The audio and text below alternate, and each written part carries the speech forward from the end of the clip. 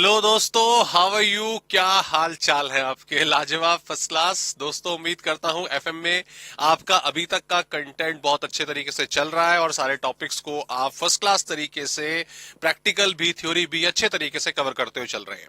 Plus कोई भी doubt, कोई भी क्वेरी अगर आपकी रेज हो रही है तो आप डेफिनेटली उसको भी क्लियर करते हुए चल रहे हैं। तो जैसा कि आप बोर्ड पर देख पा रहे हैं, अब अगले चैप्टर की हम शुरुआत करने जा रहे हैं। The chapter is cost of capital. Okay, काफी इंपॉर्टेंट चैप्टर है। एग्जामिनेशन पॉइंट ऑफ व्यू से एग्जाम में अच्छे खासे क्वेश्चन इस कंटेंट से पूछे जाते हैं। ओके दोस्तों, हम कॉस्ट ऑफ कैपिटल को किस तरीके से कवर करने वाले हैं, मेन कंटेंट को, हमारी बुक को मैंने अभी साइड कर लिया है। ओके, आज की क्लास में सिर्फ आपसे बातें होने वाली हैं। ओके, और इस क्लास में हम अपने बातों ही बातों में कॉस्ट ऑफ कैपिटल का पूरा कंटेंट कवर कर डालेंगे। आपको फॉर्मूला, मुझे आपको फॉर्मूला समझाने की भी जरूरत नहीं पड़ेगी। जिस तरीके से, जिस लॉजिक से हम कंसेप्ट को कवर करेंगे, आई गारंटीड फॉर्मूले भी आप अपने आप ही क्रिएट कर लेंगे, अपने आप ही बना लेंगे। सिर्फ आपको जो कंसेप्ट है और जो ह्यूमन बिहेवियर है, बेसिकली इन्वेस्टमेंट को लेकर, याद रखिएगा यहां पर ह्यूमन बिहेवियर का बहुत ज्यादा इस्तेमाल होने वाला है। साइकोलॉजिकल टॉपिक है, बट हाँ, हमें प्रैक्टिकल कंटेंट को कवर करने में जरूर हेल्प करेगा। बस ये चीज समझनी है। एंड आई गारंटी, जैसा मैंने पहले बोला, फॉर्मूले आप खुद अपने आप क्रिएट कर लोगे। ओके, तो आइए समझते हैं कि कॉस्ट ऑफ कैपिटल क्या है और किस तरीके से हम इसकी इवैल्यूएशन करेंगे, और डेफिनेटली एक पर्टिकुलर कंपनी के लिए कॉस्ट ऑफ कैपिटल निकालना क्यों जरूरी है, क्या इसके पीछे का रीजन है। ओके दोस्तों, जैसे हेडिंग की बात कर रहे हैं, कॉस्ट ऑफ कैपिटल। ओके, अगर मैं इसकी सिंपल डेफिनेशन की बात करूं कि भाई जो कॉस्ट ऑफ कैपिटल है वो होता क्या है, तो in a very simple definition, cost of capital, COC, ठीक है, cost of capital is minimum rate of return which a company have to earn for their stakeholders stakeholder से और बेटर वर्ड मैं इन्वेस्टर वर्ड का use कर रहा हूं। Stakeholders basically जो शेयर्स वगैरह होते हैं उनको टारगेट करते हैं, लेकिन इन्वेस्टर्स में आपका डिबेंचर्स भी आ गए, आपके लोन इन्वेस्टमेंट भी आ गई, जो इस तरह से आपको लोन देते हैं कंपनी को चलाने के लिए, वो भी आ गए। ठीक है, तो सर ये तो जो आपने लाइन लिखवाई है, ये तो एक बेसिक डेफिनेशन हो गई कॉस्ट ऑफ कैपिटल की। अब इसमें लॉजिक क्या है, कॉस्ट ऑफ कैपिटल एक्चुअल क्या है? ठीक है, हम रटने के लिए समझ लेंगे कि मिनिमम रेट ऑफ रिटर्न की यहां पे बात हो रही है, बट ये लॉजिक कहां से आया, इसके पीछे रीजन क्या है, and what is cost of capital stands for in actual human behaviour. Okay, ध्यान दो, अभी आप जहां पढ़ रहे हैं, यकीन सी बात है फोन से आपका मुंह नहीं छूटता है ना, फोन आपके आसपास ही होगा। ओके, अब उस फोन को उठाओ और उस फोन की अगर मैं बात करूं, भाई आपके पास जो भी फोन है, ठीक है, चाहे वो आईफोन है, चाहे वो सैमसंग है, चाहे वो आपका +1 है, या वीवो है, ओप्पो है, कोई भी है, क्लियर, माइक्रोमैक्स है, कोई भी है, मैं अगर आपसे पूछूं कि वो फोन कितने रुपए का है, तो आप बोलोगे अपना जो भी स्पेसिफिक प्राइस है, बताओ कितने का है सर, इतने का है। तो मैं अज्यूम कर रहा हूं कि आपने बोला कि sir that is for ₹25,000। Okay, तो ये 25,000 क्या है? That is cost of phone, है ना? ऑब्वियसली सर ये तो बड़ी सिंपल सी बात है, 25,000 में खरीदा हमने, तो that is our cost of phone. Okay, इसमें इसको अगर मैं थोड़ा सा और मतलब क्लैरिफाई करूं इस चीज को, मैंने आपसे पूछा, मैंने कहा यार ये 25,000 रुपए का जो फोन आपने बाय करा है, कितने साल तक आप चला लोगे, कितने महीने तक आप इसको इस्तेमाल कर लोगे? तो आपने कहा कि सर इस फोन को हम 2 साल तो चला लेंगे, यानी कि 24 महीने, मान लो 25 महीने चला पाओगे। तो जब 25,000 को 25 से आप डिवाइड करोगे तो कितना आ गया सर? 1,000 आ गया। ओके, और ये क्या हो गई? That is cost of phone usage. ठीक है, वो आपकी कॉस्ट ऑफ एसेट थी, आपने उसको और क्लैरिफाई कर लिया, तो 1,000 रुपए आपकी कॉस्ट ऑफ फोन यूसेज आ गई। भाई आप फोन यूज कर रहे थे और लगभग 1,000 रुपए का उसका खर्चा आ रहा है, डेप्रिसिएशन आ रहा है, या कॉस्ट इनकर्ड आ रहा है। एक और एग्जांपल अगर मैं पूछूं कि आपके घर में क्या कोई कार है, क्या कोई गाड़ी है, 2 व्हीलर 4 व्हीलर वटेवर जो भी, आपने बोला हाँ जी सर है, क्लियर, बिल्कुल है। अच्छा, कार है, कौन सी है? तो भाई अलग अलग कार है, टाटा, मारुति, अपना होंडा, जो भी हो। मैं एज्यूम कर रहा हूं कि आपने बोला हाँ जी है। अच्छा, कितने की है? आपने बोला सर 5 लाख रुपए। तो ये क्या है? सर कॉस्ट ऑफ कार है ना। अच्छा ये मतलब अपने आप चल जाती है, जैसे बोलते हैं जादू की छड़ी हमने हिलाई और कार बंद हो जाए, ऐसे होता है सर? नहीं, डेफिनेट पेट्रोल डलता है, डीजल वगैरह जो जिसकी भी है उसकी वो डलता है, रेगुलर टाइम पर इसकी ऑयलिंग वगैरह होती है, सर्विसिंग वगैरह होती है ना। खर्चा आता है महीने का खर्चा आता है सर, महीने का लगभग 7 से 8 हजार रुपए का खर्चा आता है। तो ये क्या है sir? It is cost of maintenance, cost of maintenance of car, right. Sir ये चीजें तो हम सब जानते हैं, ये तो हम डेली बेसिस पर अपने कुछ ना कुछ कैलकुलेट करते रहते हैं। मम्मी को पापा या जो भी अर्न करता है घर में, हो सकता है मम्मी खुद अर्न करती हैं, लेकिन घर की सारी जिम्मेदारियां ग्रोसरी वगैरह मम्मी बखूबी निभाती हैं। ओके, और हमारी ग्रोसरी पर हमारे अदर एजुकेशन खर्चों की बात हम करें, मेडिकल एक्सपेंसेस की बात करें, हमारे कुछ मिसलेनियस खर्चे जो होते हैं वो भी मम्मी हैंडल करती है, पे करती है। वो क्या है? Cost of living expenses, cost of living खाली इसको कह सकते हैं, हमारे हाउस एक्सपेंसेस की अगर हम बात करें। तो कहने का मतलब कोई भी चीज आप यूज कर रहे हो, आई रिपीट, कोई भी चीज आप यूज कर रहे हो उसकी कोई ना कोई कॉस्ट निकल कर आ रही है। ओके, आपने फोन यूज करा, उसकी एक कॉस्ट है। आपने फोन के डेटा वगैरह डलाया, उसकी एक कॉस्ट है। आपकी कार है, उसकी एक कॉस्ट है। कार को चलाना, यूज करना, उसकी मेंटेनेंस की कॉस्ट है। और आपके घर के जो एक्सपेंसेस है, जो यूटिलिटी के लिए आप इस्तेमाल कर रहे हो, एजुकेशन हो, फूड हो, हेल्थ हो, आपका एंटरटेनमेंट हो, उसकी भी अपनी एक कॉस्ट ऑफ लिविंग है। ओके है ना। अब जरा थोड़ी नजर ऊपर ले जाओ और जरा देखो क्या लिखा हुआ है। सर लिखा हुआ है cost of capital, cost of capital. ध्यान दीजिए, मैं दोबारा से आ रहा हूं इस चीज पर। आप अगर किसी चीज को यूज कर रहे हो, उसकी cost, cost of phone usage, cost of car वगैरह वगैरह। आप कोई चीज यूज कर रहे हो, कौन? कंपनी। आप कोई चीज यूज कर रहे हो, क्या? कैपिटल। आप कोई चीज यूज कर रहे हो, कंपनी कैपिटल यूज कर रही है, उसकी cost is cost of capital. एक स्पेसिफिक कंपनी जो है दोस्तों, वो मनी से चलती है, वो फाइनेंस से चलती है। कंपनी बोलो, पार्टनरशिप फर्म बोलो, छोटा एक प्रोप्राइटरी फर्म बोलो, वटेवर, ये सब एक फाइनेंस से चलते हैं, ये एक पर्टिकुलर कैपिटल से चलते हैं। ओके, हम ये 11th-12th क्लास में कॉमर्स में पढ़ चुके हैं कि एक पार्टनरशिप फर्म हो, एक कंपनी हो, एक सोल प्रोप्राइटरशिप फर्म हो। सोल प्रोप्राइटरशिप स्पेशली नहीं होता, बट वटेवर, जब एक बिजनेस हम करते हैं उसको एक सेपरेट एंटिटी बोला जाता है। उस सेपरेट एंटिटी को चलाने के लिए फाइनेंस चाहिए, पैसा चाहिए। वो पैसा उस फर्म में उसके मालिक डालते हैं, शेयर होल्डर डालते हैं, लोन पे बैंक से लिया जाता है। ये सारा का सारा फाइनेंस यूज करता है कौन? वो बिजनेस। उस फाइनेंस को यूज करने की क्या कॉस्ट है? उस बिजनेस को चलाने के लिए जो कैपिटल इन्वेस्ट करी गई है, उसकी क्या कॉस्ट है, वो हमें निकालनी है। वही होती है cost of capital, that is cost of capital. Okay, I hope logic समझ आ गया।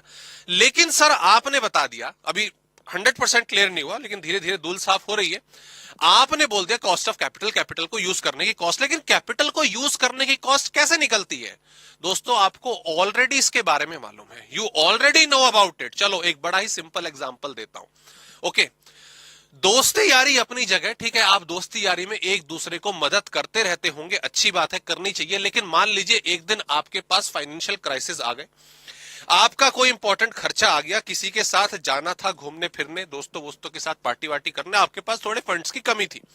आपने अपने दोस्त से बोला कि यार मुझे ना 2000 रुपए दे दे प्लीज यार, है ना, मैं तुझे चॉकलेट खिलाऊंगा, 2000 रुपए दे दे, मेरा खर्चा है। दोस्त ने बोला चॉकलेट वॉकलेट रहने दे, ये पैसे तू रख ले, ठीक है, 3 महीने बाद, 3 मंथ बाद मुझे दे दियो, लेकिन यार थोड़ा सा मेरा फायदा कर देना, मुझे 2200 रुपए दे दियो, मुझे 2200 रुपए दे दियो, राइट। ये जो 200 रुपए एक्स्ट्रा जुड़ गए हैं, ये जो 200 रुपए का अमाउंट एक्स्ट्रा जुड़ गया है दोस्तों, क्लियर। आपने 2000 लिए, दोस्त को लौटाए 2200, आपको दोस्त क्या लौटा रहे हो? 2200 लौटा रहे हो। यही है कॉस्ट ऑफ कैपिटल। आपने जो फायदा उठाया वो 2000 का उठाया था, लेकिन लौटाने पड़े 2200। वो क्या है? Cost of capital. सर इसको कुछ और कह सकते हैं? हां जी, आप अपनी भाषा में इसको इंटरेस्ट का नाम ही तो देते हो, आप इसको इंटरेस्ट ही तो कहते हो। Okay, that is cost of capital. अरे सर ऐसे तो बहुत एग्जाम्पल है। हमने हाउस लोन लिया, ओके, हाउस लोन लिया, कितने का लिया? 20 लाख रुपए का। उसकी मंथली इंस्टॉलमेंट जाती है 20 लाख रुपए, माफ कीजिएगा, हाँ 20 लाख रुपए का। सर उसकी मंथली इंस्टॉलमेंट जाती है? हाँ जी जाती है। सर ये 20 लाख रुपए तो प्रिंसिपल है, ये प्रिंसिपल तो हमें लौटाना ही लौटाना है, प्लस बैंक ने जो हमें बोला है 7%, 8% वगैरह वगैरह हमें इंटरेस्ट के रूप में, ठीक है, जो भी इंटरेस्ट का रेट होगा वो भी तो लौटाना है। तो दोस्तों ये जो 7 और 8% ये लौटाते हो ना इंटरेस्ट, यही कॉस्ट ऑफ कैपिटल है, यही कॉस्ट ऑफ कैपिटल कही जाती है। तो अगर कोई आपसे पूछे, आपने बैंक से 20 लाख रुपए का लोन लिया, राइट, आपने बैंक से 20 लाख रुपए का लोन लिया, उस 20 लाख रुपए से आपने अपनी प्रॉपर्टी खरीद ली जहां भी आपने उसको इन्वेस्ट करा, है ना, 20 लाख रुपए का फायदा उठाया, लेकिन आपको पैसा वापस करना पड़ा समय और रेट ऑफ इंटरेस्ट के हिसाब से, इंटरेस्ट आपको देना पड़ा। तो ये जो इंटरेस्ट आपने चुकाया है ना, ये कॉस्ट ऑफ कैपिटल होती है कि 20 लाख रुपए इस्तेमाल करने के बदले, ये 20 लाख तो लौटाना ही है ना, सेम टू सेम लौटा दिया तो कोई दिक्कत वाली बात नहीं, लेकिन 20 लाख रुपए लौटाने के बदले जो एक्सेस अमाउंट आपने दिया है, that is cost of capital, उसे कॉस्ट ऑफ कैपिटल का नाम दिया जाता है। So the story is very clear, story is very clear. आप कोई भी फंड, अब मैं बिल्कुल कैपिटल वर्ड की बात कर रहा हूं, मैं कमोडिटाइज नहीं कर रहा हूं, फोन कार की तरह, लॉजिक आपको समझ आ गया। आप जब भी कोई स्पेसिफिक फंड का इस्तेमाल करते हैं, पर्टिकुलर अमाउंट, फाइनेंस अमाउंट की बात करते हैं, उसका इस्तेमाल करते हैं, तो उसके बदले आपको अगर कोई इंटरेस्ट चुकाना पड़ता है, कोई एक्सेस अमाउंट देना पड़ता है, इंटरेस्ट, खाली इंटरेस्ट नहीं, इसमें बहुत सारी चीज है, पता चलेगा आपको धीरे धीरे, लेकिन सीधी सी बात, कोई एक्सेस अमाउंट देना पड़ रहा है, वो उस फाइनेंस की, उस कैपिटल की कॉस्ट होती है। Okay, the thing is clear. Okay, I hope ये मीनिंग आपको यहां पे क्लियर है। अब इसको जरा अब कंपनी के पॉइंट ऑफ व्यू से लेकर आते हैं।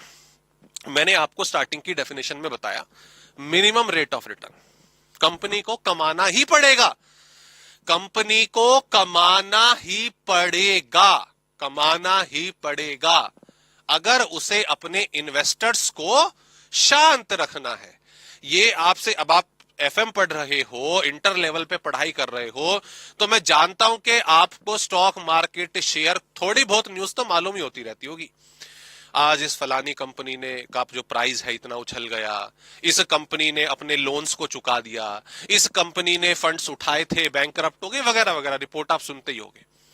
तो जब शेयर का प्राइस बढ़ता है या कम होता है, इंटरेस्ट टाइम पर पे होते हैं या नहीं होते हैं, कंपनी घाटे में चली जाती है, बैंकरप्ट हो जाती है या नहीं हो जाती है, इसका डायरेक्ट असर किसके ऊपर पड़ता है? इन्वेस्टर्स के ऊपर पड़ता है। तो इन्वेस्टर्स को शांत रखना जरूरी है। शांत रखना कैसे जरूरी है? कि भाई जो इन्वेस्टर्स को कमिटमेंट करी गई है कि भैया तुम्हें इतना तो कमा के हम देंगे, इतना कमाओ, इतना कमाओ, और उस कमाओ को ही क्या बोला जाता है? कॉस्ट ऑफ कैपिटल बोला जाता है। Okay okay, that's it. ये लॉजिक हो गया, ह्यूमन बिहेवियर का बेस्ड लॉजिक हो गया। ओके, अब देखते हैं कि इसको हम प्रैक्टिकल फॉर्म में कैसे लेकर आए। सर इसके मतलब ठीक है, आपने बता दिया कि फंड्स को हम यूज कर रहे हैं, उसकी जो कॉस्ट आ रही है इंटरेस्ट के रूप में तो हम काफी हद तक समझ ही गए हैं, लेकिन एक कंपनी के रेफरेंस में किस तरीके से कैलकुलेट होगी। ओके, आइए देखो, समझो, आपने खुद फॉर्मूले बनाने, मैं आपको सिखाऊंगा ही नहीं, आपने खुद फॉर्मूले बनाने। देखो देखो, ये मैं यहां पे बैलेंस शीट बना रहा हूं, टी शेप बैलेंस शीट बना रहा हूं, ठीक है, बैलेंस शीट हो गई। मैं जानता हूं सर इधर हमारी रहती हैं एसेट्स, ठीक है, और इधर हमारे शेयर्स, मतलब लाइबिलिटी, अब कायदे से तो लाइबिलिटी लिखा जाता है, बट यहाँ पे हमारे जो कैपिटल वगैरह है और जो फंड्स वगैरह इन्वेस्टेड है वो सब आते हैं, ठीक है। शॉर्ट टर्म लाइबिलिटीज भी आती हैं, लेकिन कॉस्ट ऑफ कैपिटल में सिर्फ लॉन्ग टर्म फंड्स का हम डिस्कस करते हैं। ओके, अब ध्यान देंगे जरा प्लीज। एसेट आ गई, एसेट से कोई लेना देना नहीं है, यहां पर हम चर्चा करेंगे। यहां पे आ जाती है equity share capital. I hope ये विजिबल है प्रॉपरली, ठीक है, थोड़ा और साइड करूं, सही है, या चलो थोड़ा सा इधर कर लेता हूं, थोड़ा सा इधर कर लेते हैं, ठीक है, और मैं लाइबिलिटी वाली साइड की ही बात कर रहा हूं। ठीक है, एसेट वाली साइड को छोड़ देते हैं। यहां पे है दोस्तों हमारी शेयर कैपिटल या equity share capital. Sir preference share भी आएगी क्या? आएगी, लेकिन उसको भी थोड़ा बाद में डिस्कस करेंगे। ओके, फेस वैल्यू एक पर्टिकुलर शेयर की मान लेते हैं 100 रुपए, 10 रुपए, 10 रुपए मान लेते हैं, और टोटल ये जो ये है यहाँ पे 10 लाख रुपए है। ओके, टोटल 10 लाख रुपए।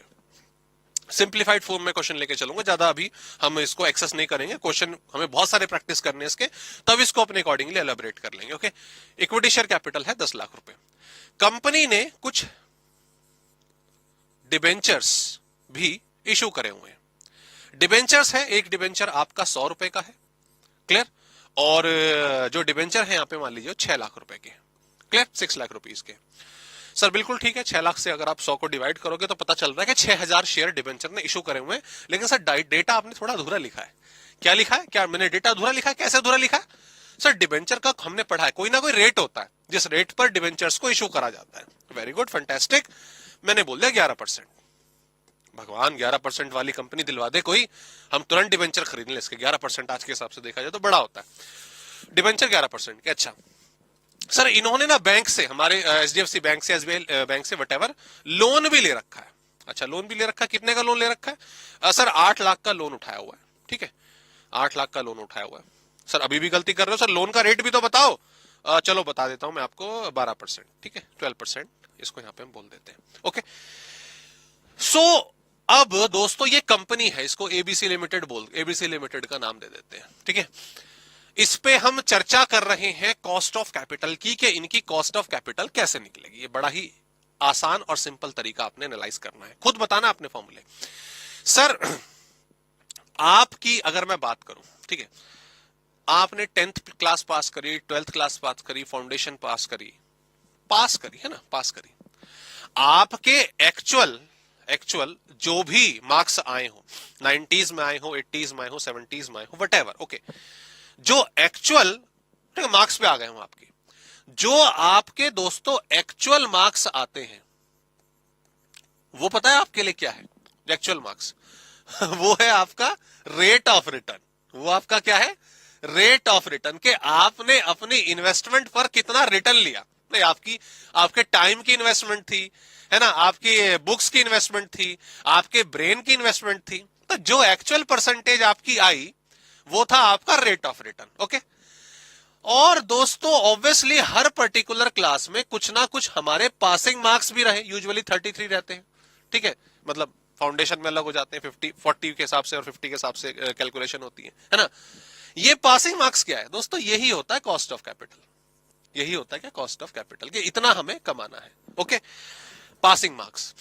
अब आपका मान लीजिए, मैं अज्यूम कर रहा हूं कि 40%, या चलो 40% छोड़ो, मान लीजिए आपका एग्जाम हुआ 500 मार्क्स का, 500 मार्क्स का।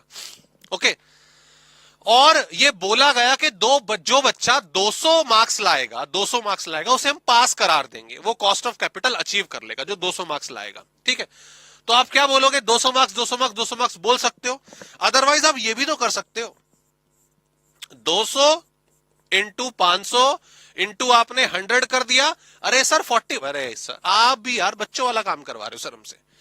अरे साफ बोलो ना, परसेंटेज निकालनी है, इसके लिए इतना रेट ऑफ इंटरेस्ट और कॉस्ट ऑफ कैपिटल का हमने ज्ञान क्यों गाया, है ना। सीधा बोलो ना सर पासिंग परसेंटेज बताओ। ठीक है, परसेंटेज निकालनी आती है, बस इसका थोड़ा सा रिवीजन करवाना था। Okay, that is what 40% is what passing percent.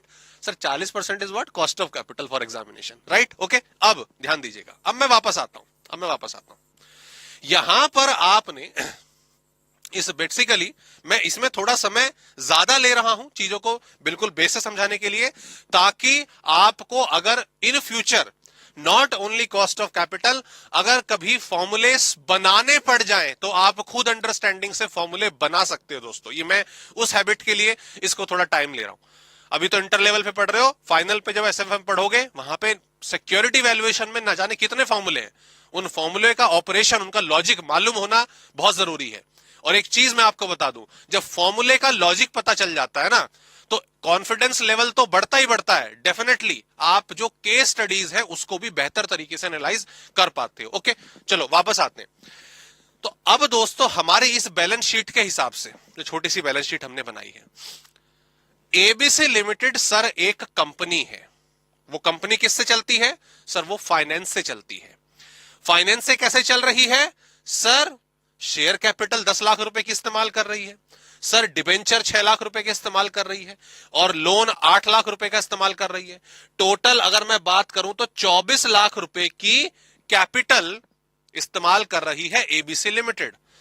तो इस कैपिटल की कॉस्ट ऑफ कैपिटल हमें निकालनी है कि अगर एबीसी लिमिटेड 24 लाख रुपए की कैपिटल अपने बिजनेस में लगा रही है तो अपने इन्वेस्टर्स को खुश रखने के लिए, शांत रखने के लिए इसे कम से कम कितना कमाना पड़ेगा, कितना कमाना पड़ेगा। ओके, ये हमें निकालना है। कैसे निकालोगे? बहुत ही इजी है, ध्यान दीजिए। यहां पर मुझे पहले तो ये बताओ अपनी बैलेंस शीट में सर कितने फंड्स इस्तेमाल हो रहे हैं। सर यहां पर 3 फंड्स इस्तेमाल हो रहे हैं, एक कैपिटल का, एक डिबेंचर का, एक लोन का। ओके, हर एक सोर्स की जो कॉस्ट ऑफ कैपिटल है वो अलग अलग निकलेगी। वो क्या निकलेगी? अलग अलग निकलेगी। ठीक है, चलो सबसे पहले मैं बात करूंगा आपके सामने डिबेंचर की। सर इक्विटी शेयर क्यों नहीं, अभी करते हैं, उसके बारे में आएंगे। सबसे पहले मैं बात करूंगा डिबेंचर की। सुनिए, ध्यान दीजिए।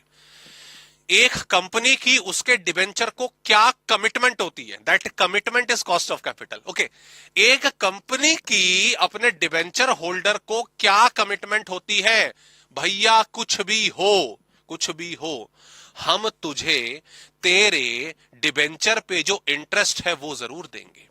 हम तेरे डिबेंचर, हमने लिया ना तुझसे पैसा, हमने तेरे को वायदा करा 11% का, तो हम 11% की कमिटमेंट करते हैं आपको, और हम आपको ये इंटरेस्ट जरूर देंगे। क्लियर? That's it. हाँ जी, हमें हमारा इंटरेस्ट देते रहना, हम खुश हैं। तो देखो, बड़ा simple, cost of debenture debt इस क्वेश्चन में कितनी निकली?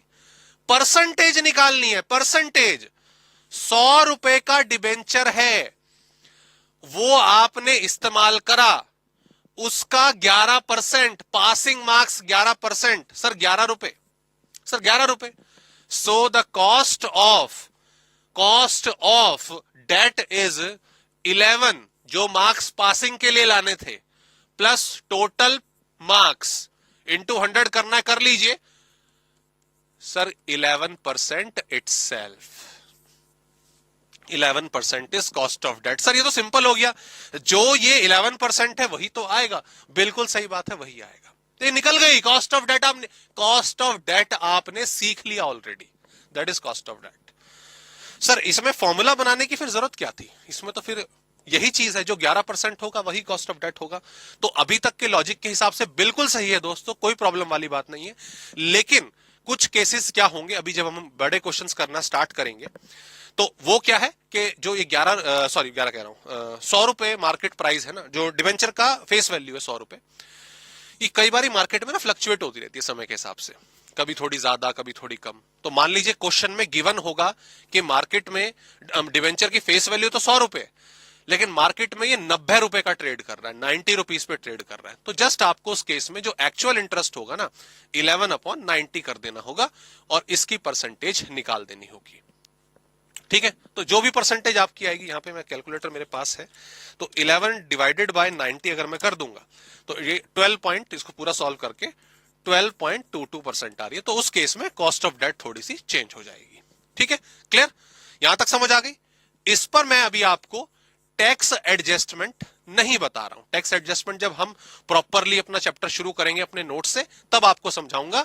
अभी तो हम सिर्फ डिस्कशन कर रहे हैं, दैट्स इट, और कुछ नहीं। ओके, तो मैं टैक्स एडजस्टमेंट अभी दूर रख रहा हूं, बट आई थिंक आप समझ गए होंगे, आप समझ गए होंगे डिबेंचर को क्या चाहिए, डिबेंचर की क्या कमिटमेंट है, डिबेंचर वालों को कंपनी की क्या कमिटमेंट है, उसका इंटरेस्ट टाइम पर, उनका इंटरेस्ट उन्हें देना है, 11% देना है। 11 डिवाइडेड बाय 100, 11%। आप चाहे तो पूरे 6 लाख का 11% यानी कि 66,000 डिवाइडेड बाय पूरी फेस वैल्यू 6 लाख, वो भी रख सकते हैं, बट परसेंटेज सेम आएगी। इंडिविजुअल यूनिट पे निकालो, ओवरऑल निकालो, it will be the same. से तो सिंपल है, बिल्कुल सिंपल आ गई। तो 11% अगर कंपनी कमा लेगी 6 लाख पे, तो डिबेंचर खुश रहेंगे, परेशान नहीं होंगे। चलो उसके अलावा आगे ध्यान दें। इसके अलावा अगली मैं आपको बता रहा हूं कॉस्ट ऑफ लोन। हालांकि कॉस्ट ऑफ लोन को कॉस्ट ऑफ डेट ही कहते हैं, बट अभी फिलहाल आप कॉस्ट ऑफ लोन ही लिखिए, ठीक है। इसको हम और इलेबोरेट करेंगे जब हम, मैंने बोला ना, मेन कंटेंट पर हम जाएंगे, अभी वी आर जस्ट ओवरव्यूइंग, अभी हम डिस्कशन कर रहे हैं सिर्फ, ओके। कॉस्ट ऑफ लोन, अरे ये तो बैंक से लिया। बैंक वाले कह रहे भाई तुम्हें जितना कमाना है कमाओ, तुम्हें जितना रिटर्न लेना है लो, हमें तो हमारा इंटरेस्ट टाइम से दे देना बस। इंटरेस्ट प्लस जो हमारी इंस्टॉलमेंट जाएगी, इंस्टॉलमेंट तो मेन प्रिंसिपल का हिस्सा है, जो ऊपर की कमिटमेंट है वो क्या है, वो सर इंटरेस्ट की है, हमें वो टाइम से दे देना। So what is the commitment of company to the bank जिससे लोन लिया है, कि आपको इंटरेस्ट मिल जाएगा। कितना मिल जाएगा, अरे 12% का रेट है, तो जो बनेगा आपका 12% पे आपको मिलेगा। तो अभी सिचुएशन के हिसाब से सर 8 लाख का 12% 96,000 clear, divided by 8 lakh rupees. अब लोन की तो कोई सिंगल यूनिट की वैल्यू नहीं होती, तो हम ओवरऑल ही निकालते हैं। इसको आप सॉल्व करेंगे, इसको आप सॉल्व करेंगे, so that will comes to the same 12%। ये cost of capital, cost of loan है आपकी 12% की, दैट्स इट, ठीक है। और दोस्तों मैं आपको बता दूं, कॉस्ट जो लोन है उसकी मार्केट वैल्यू चेंज नहीं होती। जैसे डिवेंचर मैंने बोला था ना कि हो सकता है 90 का हो जाए, हो सकता है 110 का हो जाए, है ना, चेंज हो जाए वैल्यू, तो वो लोन की नहीं होती। लोन 8 का 8 लाख ही रहेगा, ऊपर इंटरेस्ट भी सेम रहेगा, और ऑब्वियसली ये रेट सेम ही आएगा before tax adjustment. Tax adjustment हम सीखेंगे तो उसको भी दिमाग से निकाल देना है। ये कॉस्ट ऑफ लोन हो गई, बताओ मुश्किल है। कमिटमेंट निकालनी है, सिर्फ और सिर्फ कमिटमेंट निकालनी है, ओके, समझ आ गया। अब आते हैं, ठीक है, रिलैक्स कर लो हल्का सा, थोड़ा सा अपना, चाहे तो वीडियो पॉज कर लो और रिवाइंड कर लो चीजों को। काफी सिंपल था, काफी सिंपल था। जिस तरीके से मैं अपनी किसी भी चीज की यूसेज का एक्सपेंडिचर निकाल रहा हूं या यूसेज का रिटर्न निकाल रहा हूं, ऐसे ही एक कंपनी बाहर वालों के पैसे इस्तेमाल कर रही है, फंड्स इस्तेमाल कर रही है, मनी इस्तेमाल कर रही है, तो उन्हें बदले में कुछ देना होगा ना। बदले में जो देना है वही कमिटमेंट है, और वो कमिटमेंट ही हमें कॉस्ट ऑफ कैपिटल रिस्पेक्टिवली जो भी है वो निकालने में मदद करती है, okay, that's it. Cost of debt हो गया, कॉस्ट ऑफ लोन हो गया। Now comes to the interesting part. अब जरा इंटरेस्टिंग पार्ट पर आते हैं। सर अब हम निकाल रहे हैं कॉस्ट ऑफ शेयर्स, ओके, और शेयर्स ना कहकर मैं और अच्छी वे में कहूंगा कि cost of equity shares, cost of equity, ठीक है। सर ये कैसे निकलेगी? सर अगर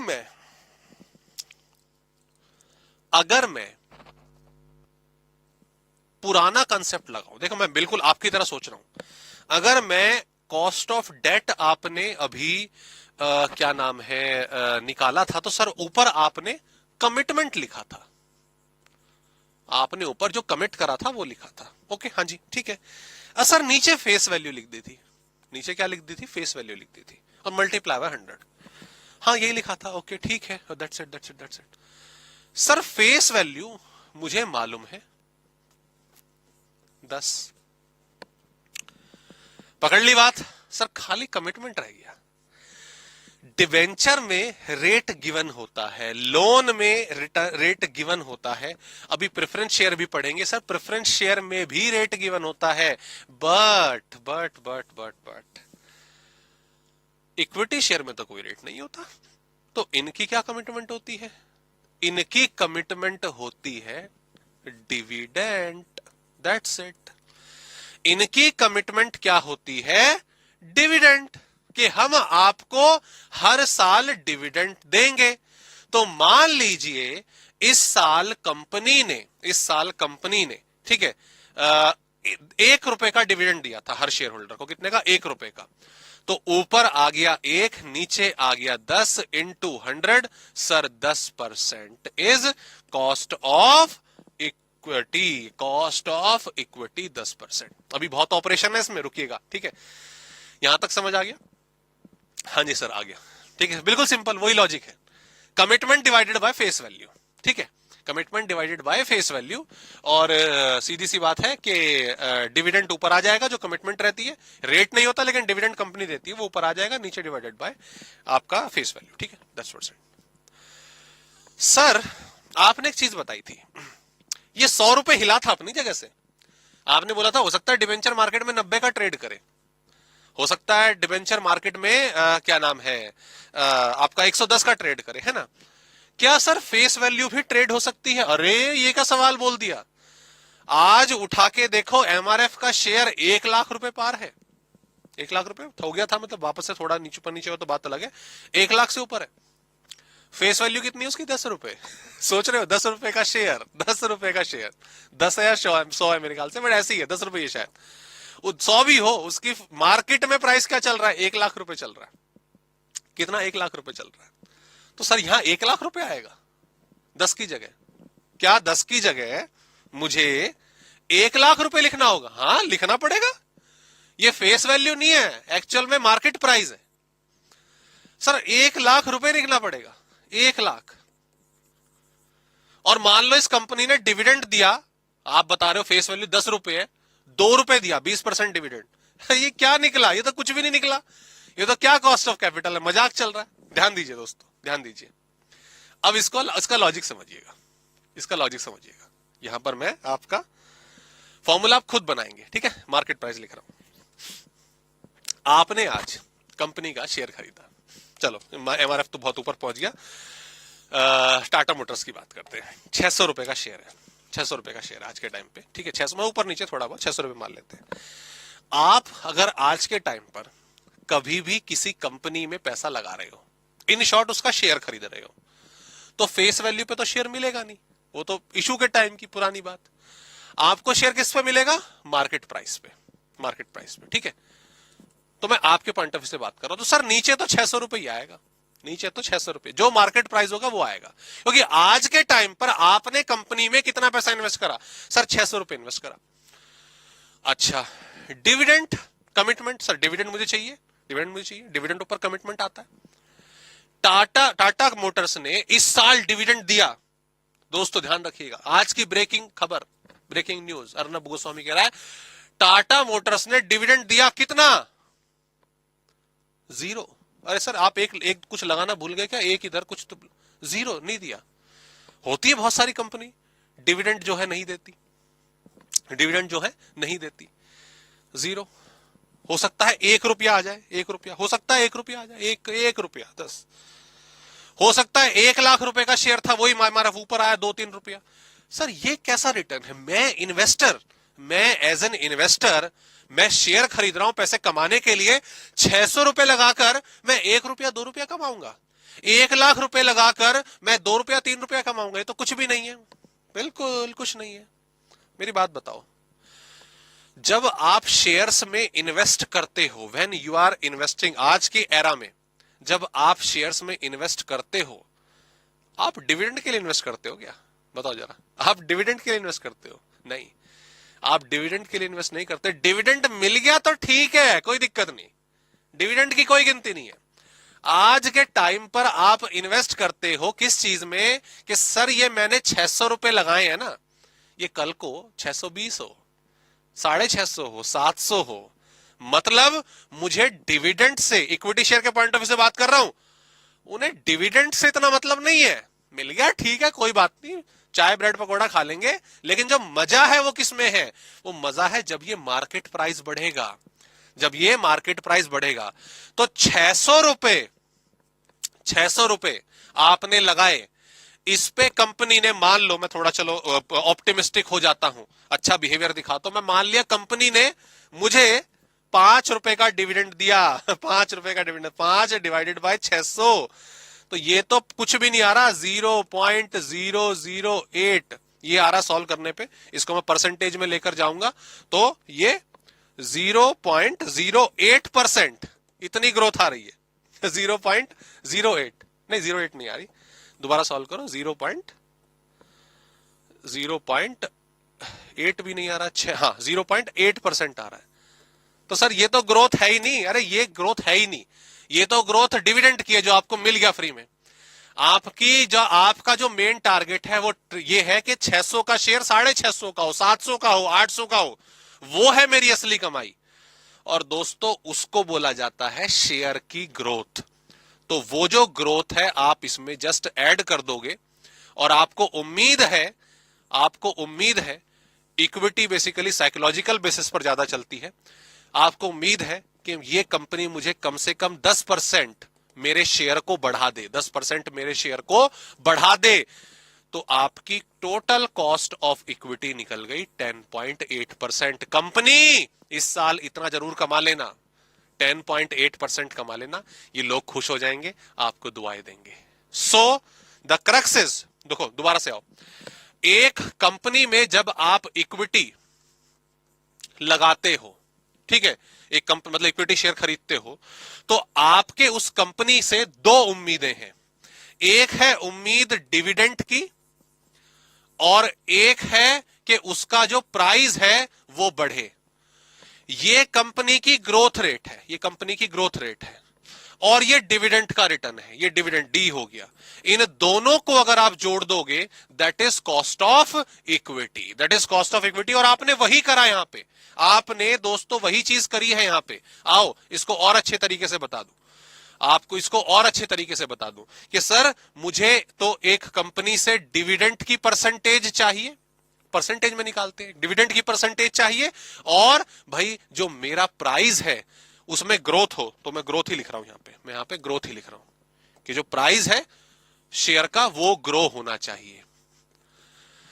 आप देखिएगा, एनालाइज करिएगा, डिविडेंड की परसेंटेज कुछ नहीं होती, ना के बराबर होती है। डिविडेंड यील्ड होती है बेसिकली एक परसेंटेज, वो ना के बराबर होती है। वो कैसे कि भाई मैंने कंपनी का शेयर 600 रुपए का खरीदा, वो एग्जांपल अभी ले रहा हूं, 5 रुपए कंपनी ने डिविडेंड दे भी दिया तो बहुत बड़ी बात है, ये तो कुछ भी नहीं है। हाँ, लेकिन मार्केट में मेरा प्राइस 10% बढ़ना चाहिए, ये मेरी उम्मीद है 10%। मेरे को डिविडेंड से कुछ लेना नहीं है, एक्चुअल प्राइस बढ़े। तो ये आपने निकाला था 0.8% plus 10%, so 10.8% is the cost of equity. So that's the logic of cost of equity. Logic ये था, लॉजिक ये इंटरेस्टिंग था दोस्तों, किसी भी बुक में नहीं मिलेगा, किसी डायरेक्ट फॉर्मूले हैं, डायरेक्ट फॉर्मूले हैं, मैंने आपको पूरा लॉजिक समझाया है। Dividend price that is the expectation of a share holder. तो डिविडेंड का रेट ना के बराबर जो भी दिया वट एवर, ठीक है, और ग्रोथ, इन दोनों का combination is cost of capital. So the crux is कि सर इक्विटी शेयर कैपिटल है, डिबेंचर है, लोन है, क्योंकि डिबेंचर्स की लोन की, डेट की जो कमिटमेंट है, जो प्रॉमिस है, वो बंधा हुआ रहता है 11% में, रेट ऑफ इंटरेस्ट जो भी होगा वो देना है। तो इनकी आराम से निकाल ली थी हमने परसेंटेज इंटरेस्ट की डिवाइडेड बाय मार्केट प्राइस। हाँ, कॉस्ट ऑफ इक्विटी थोड़ा सा साइकोलॉजिकल है, थोड़ा साइकोलॉजिकल है। डिविडेंड जो मिला ठीक है, डिविडेंड जो मिला ठीक है, मैंने कर दिया। हाँ, ये ग्रोथ कितनी भी हो सकती है, कोई एक्सपेक्ट करता है 10%, कोई एक्सपेक्ट करता है 8%, कोई एक्सपेक्ट करता है 20%। तो आपको एक्सपेक्ट नहीं करना, ये क्वेश्चन में गिवन होता है, जस्ट आपको फॉर्मूला अप्लाई करके, दोनों का कॉम्बिनेशन अप्लाई करके कॉस्ट ऑफ इक्विटी निकाल देना होता है।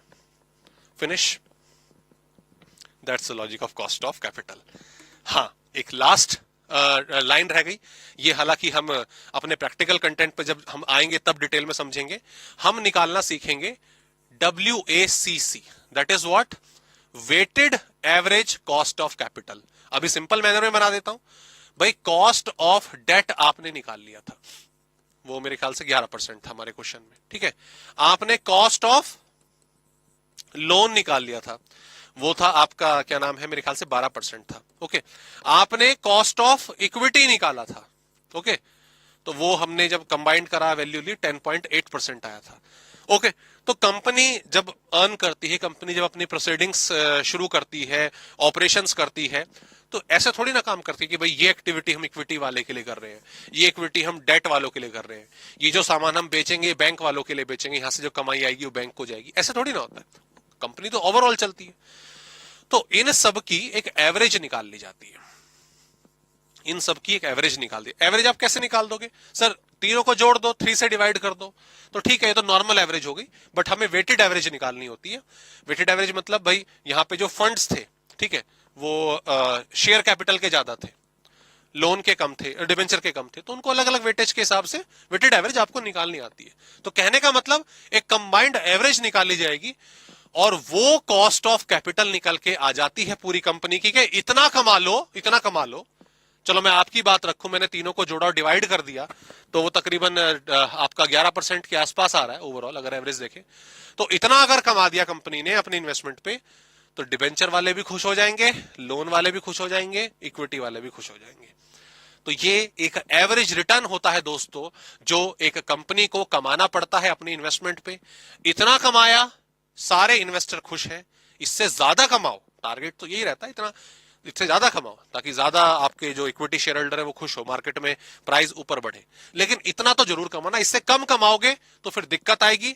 यहां पे अपने स्टेक होल्डर्स को, इन्वेस्टर्स को पैसा जो रिटर्न हम देना चाहते हैं वो नहीं दे पाएंगे। Okay, so it is kind of a benchmark, like a target rate of return जो कंपनी को कमाना चाहिए। ओके, सो ये थोड़ा हमने आउटलुक लिया।